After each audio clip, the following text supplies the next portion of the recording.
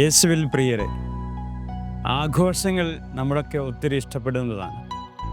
അങ്ങനെ ഒരു ആഘോഷത്തെക്കുറിച്ചാണ് ഇന്ന് വചനം ധ്യാന വിഷയമായി നമുക്ക് നൽകുക. യോഹന്നാന്റെ സുവിശേഷം 2-ാം അധ്യായത്തിലെ കാനായിലെ കല്യാണ വിരുന്ന് എന്ന ആഘോഷ വീട്ടിലേക്കാണ് ഈ ദിവസത്തെ ധ്യാന വിചിന്തനം. ഒത്തിരി സന്തോഷം നിറഞ്ഞ ഒരു അന്തരീക്ഷം, ഒരു പുതിയ കുടുംബത്തിൻ്റെ തുടക്കം, ഒത്തിരി പ്രതീക്ഷകളോടെയുള്ള അണിഞ്ഞ് ഒരുങ്ങിയിരിക്കുന്ന കുടുംബം, ഈശോയും മാതാവും ശിഷ്യന്മാരുമെല്ലാം സമൃദ്ധമായി അനുഗ്രഹങ്ങൾ ചൊരിയുന്ന കുടുംബം. പക്ഷേ പെട്ടെന്നാണ് ആ ദുരന്ത വാർത്ത അമ്മയുടെ കാതുകളിലേക്ക് എത്തുക. അമ്മ ഐശ്വര്യത്തിൻ്റെയും സമൃദ്ധിയുടെയും കണക്ക് കൂട്ടലുകളുടെയും ഒക്കെ അടയാളമായിരുന്ന വീഞ്ഞ് നമുക്ക് തീർന്നിരിക്കുന്നു. ഇതാ വിവാഹവേദിയിലേക്ക് വധൂവരന്മാർ അണിഞ്ഞൊരുങ്ങി വരാൻ പോകുന്നു. വിരുന്നുകാർക്ക് വീഞ്ഞു കൊടുക്കാതെ നാണം കെടാനായിട്ട് നമ്മൾ പോകുന്നു. എന്തു ചെയ്യും? വലിയൊരു സങ്കടത്തിൻ്റെ അന്തരീക്ഷമായി അത് മാറുകയാണ്.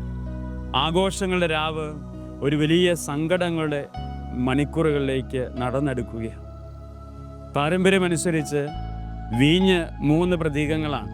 1 സമൃദ്ധിയുടെ പ്രതീകമാണ്, 2 ഐശ്വര്യത്തിൻ്റെ പ്രതീകമാണ്, 3 കണക്ക് കൂട്ടലുകളുള്ള ഒരു കുടുംബനാഥൻ്റെ പ്രതീകമാണ്. ഈ 3 കൃപകൾ ഈ കുടുംബത്തിൽ ഇപ്പോൾ അന്യമായിക്കൊണ്ടിരിക്കുകയാണ്. ഇതാ കടന്നു വരുന്നത്, ഈ വിവാഹവേദിയിലേക്ക് കടന്നു വരാൻ പോകുന്നവർക്ക് കൊടുക്കാനായിട്ട് ഈ കൃപകൾ നഷ്ടപ്പെട്ടൊരു കുടുംബം നശിച്ച കുടുംബമായിട്ട് അധപതിക്കാൻ വേണ്ടി പോവുകയാണ്. അതുകൊണ്ട് തന്നെ വീഞ്ഞ് ആ കാലഘട്ടത്തിലെ ഏറ്റവും പ്രധാനപ്പെട്ട ഒരു വിരുന്നുകാർക്ക് കൊടുക്കുന്ന വസ്തുവായിരുന്നു കണക്ക് കൂട്ടിയിട്ടുണ്ട്. പ്രിയപ്പെട്ടവരെ, അങ്ങനെയുള്ള ആ കുടുംബത്തിലേക്ക് വലിയൊരു നഷ്ടത്തിലേക്ക് അവർ പോവുകയാണ്. വിവാഹമോചനം സംഭവിക്കാൻ വേണ്ടി പോവുകയാണ്. വന്നവരൊക്കെ നാണം കെട്ട് മടങ്ങാൻ വേണ്ടി പോവുകയാണ്. അങ്ങനെയുള്ള ഒരു സങ്കടക്കടലുകളുടെ മധ്യത്തിലാണ് ശിഷ്യന്മാർ ഓടിച്ചെന്ന് അമ്മയോട് പറയാം, അമ്മ നമുക്ക് വീഞ്ഞില്ല. ഈ വീഞ്ഞ് തീർന്നു പോയിരിക്കുന്ന കുടുംബം ഈശോയുള്ള കുടുംബമാണ്, മാതാവുള്ള കുടുംബമാണ്, ശിഷ്യന്മാരുള്ള കുടുംബമാണ്.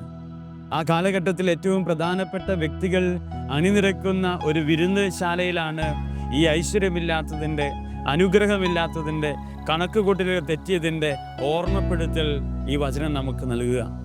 പ്രിയപ്പെട്ടവരെ, ഇത് വലിയൊരു ബോധ്യം നമുക്ക് നൽകുന്ന ധ്യാന വിചിന്തനമാണ്. ഒന്നാമതായിട്ട്, നമ്മളൊക്കെ ക്രിസ്ത്യാനികളാണ്, അല്ലെങ്കിൽ ക്രിസ്തുവിനെ സ്നേഹിക്കുന്നവരാണ്. അങ്ങനെ ക്രിസ്തുവിനെ സ്നേഹിക്കുന്നവരായ നമുക്കൊരു തെറ്റിദ്ധാരണയുണ്ട്, പരിശുദ്ധ അമ്മയും മാതാവും ഒക്കെയുള്ള കുടുംബമാണ് നമ്മുടെ കുടുംബം, അതുകൊണ്ട് ഒരു കുറവും ഇവിടെ ഉണ്ടാകില്ല എന്നോർത്ത് നമ്മളിങ്ങനെ ഓടി നടക്കുകയാണ്. അതിനിടയിലാണ് സന്തോഷത്തിൽ സമൃദ്ധിയിലൊക്കെ ജീവിക്കുന്നതിനിടയിൽ ചില പൊടുന്നനെയുള്ള ദുരന്ത വാർത്തകൾ നമ്മളെ തേടി വരും. ഇതാ നഷ്ടപ്പെടാൻ പോകുന്നു, നശിക്കാൻ വേണ്ടി പോകുന്നു, എല്ലാം തകർന്നടിയാൻ വേണ്ടി പോകുന്നു. പരിശുദ്ധ അമ്മയോട് ഇവർ പറഞ്ഞതാണ്, അമ്മയും ഈശോയും ഒക്കെ ഒരു വേള ഞെട്ടിക്കാണും. കാരണം ഞങ്ങളുള്ള കുടുംബം, അവിടെ അനുഗ്രഹം കുറയാൻ വേണ്ടി പാടില്ല. ഉടനെ അമ്മ ശിഷ്യന്മാരോട് പറയാണ്, മക്കളെ, നിങ്ങൾ അവൻ പറയുന്നത് എന്തോ അത് ചെയ്യണം. ഇതാണ് വിശ്വാസത്തിൻ്റെ ഏറ്റവും മഹത്തരമായ ഉത്തരം. ഇനി ഈ കാനായിലെ കല്യാണ വിരുന്നിൻ്റെ ഏറ്റവും അടിസ്ഥാനപരമായ അർത്ഥവും വ്യാപ്തിയും കിടക്കുന്നത് യോഹന്നാന്റെ സുവിശേഷം 2-ാം അധ്യായത്തിലെ അവസാന ഭാഗത്താണ്.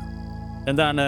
ഈ കാനായിലെ കല്യാണ വിരുന്നിൻ്റെ അത്ഭുതത്തിന് ഒടുവിലായി ഇങ്ങനെ ഒരു വാചകമുണ്ട്, ഈശോ തൻ്റെ മഹത്വം വെളിപ്പെടുത്തുന്നതിന് ആരംഭിച്ച അടയാളങ്ങളുടെ ആരംഭമാണ് ഗലീലയിലെ കാനായിൽ അവൻ ചെയ്ത ആ വലിയ അത്ഭുതം. പ്രിയപ്പെട്ടവരെ, ആ ഒരു സെൻറ്റൻസ് എഴുതിയില്ലായിരുന്നെങ്കിൽ വചനത്തിൽ പ്രത്യേകിച്ച് ഒന്നും ഉണ്ടാകില്ല. കാരണം ആ ഒരു സെൻറ്റൻസാണ് ഈ ക്രിസ്തീയ വിശ്വാസത്തിൻ്റെ വലിപ്പം നമ്മളെ പഠിപ്പിക്കുക. ഈ ശിഷ്യന്മാർ എത്രമേൽ അമ്മയും യേശുവിനെയും അനുസരിച്ച് വിധേയപ്പെട്ട് ജീവിച്ചു എന്നതിൻ്റെ മഹത്വം ഒളിഞ്ഞിരിക്കുന്ന ഒറ്റ വാചകമാണ് അവൻ ചെയ്ത ആദ്യത്തെ അത്ഭുതമാണ്. അങ്ങനെയുള്ള ശിഷ്യന്മാരെ ഇന്ന് വരെ ഈശോ ആരാണെന്നും ഈശോയുടെ അത്ഭുതങ്ങൾ എന്താണെന്നും കാണാതിരുന്ന ഈ ശിഷ്യന്മാരാണ് അമ്മയോട് പോയി പറയാം, അമ്മ നമുക്ക് വീഞ്ഞില്ല, വീഞ്ഞ് മേടിക്കാൻ വേണ്ടി പോകണം.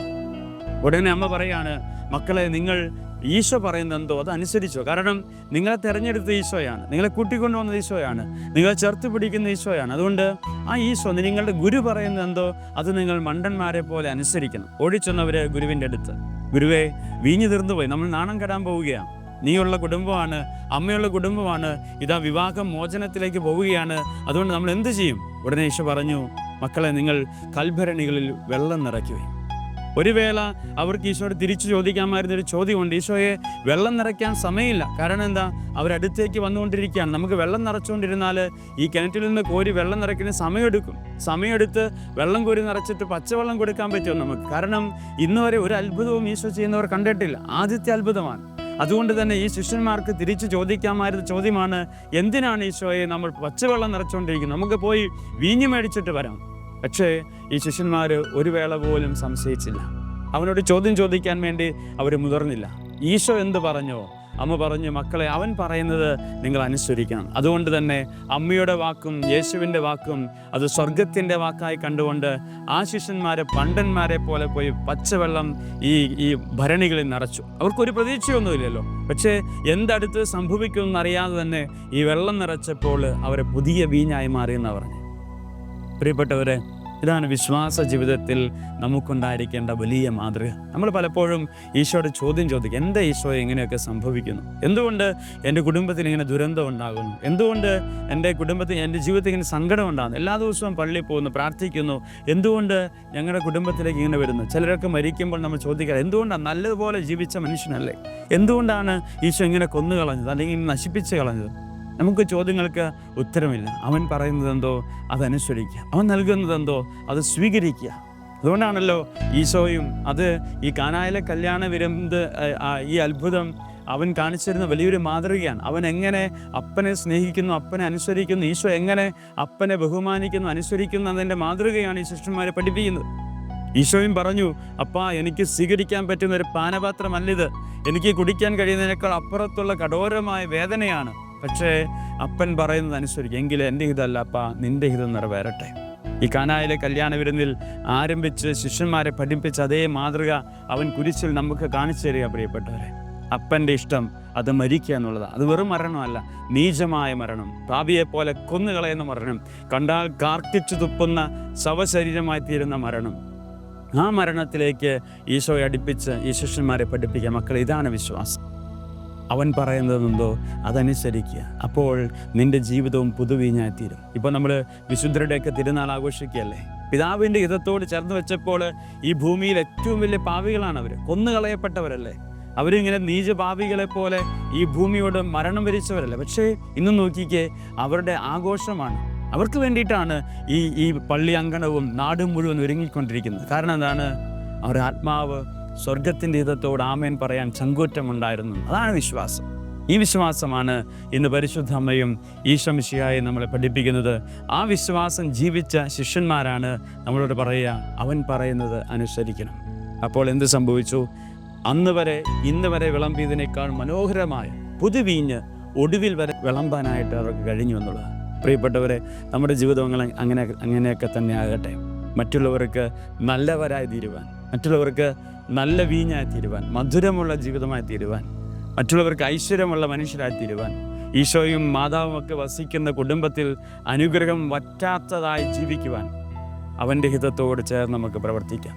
അപ്പൻ്റെ ഇഷ്ടത്തോട് ചേർന്ന് മക്കൾ പ്രവർത്തിക്കുമ്പോൾ കുടുംബം അനുഗ്രഹമാകുമെന്ന് പറയുന്നത് പോലെ നമ്മുടെ വിശ്വാസത്തിൻ്റെ പിതാവ്, നമ്മുടെ സർവശക്തനായ ദൈവത്തോട് ചേർന്ന് അവൻ്റെ പദ്ധതികളോട് ആമേൻ പറഞ്ഞ് ജീവിക്കാനുള്ള ആത്മാവിൻ്റെ കരുത്ത് ഞങ്ങൾ കേൾക്കണമേ നമുക്ക് പ്രാർത്ഥിക്കാം. അപ്പോൾ നമ്മുടെ കുടുംബങ്ങളും ഐശ്വര്യമുള്ളതാകും, നമ്മുടെ കുടുംബങ്ങൾ അനുഗ്രഹമുള്ളതായിത്തീരും, നമ്മുടെ കുടുംബങ്ങൾ കണക്ക് കൂട്ടലുകൾ തെറ്റാതെ മരണം വരെ ജീവിക്കാൻ കഴിയുന്ന ഭൂമിയിലെ അനുഗ്രഹ കുടുംബങ്ങളായിത്തീരും. ദൈവം നമ്മളെ അനുഗ്രഹിക്കട്ടെ.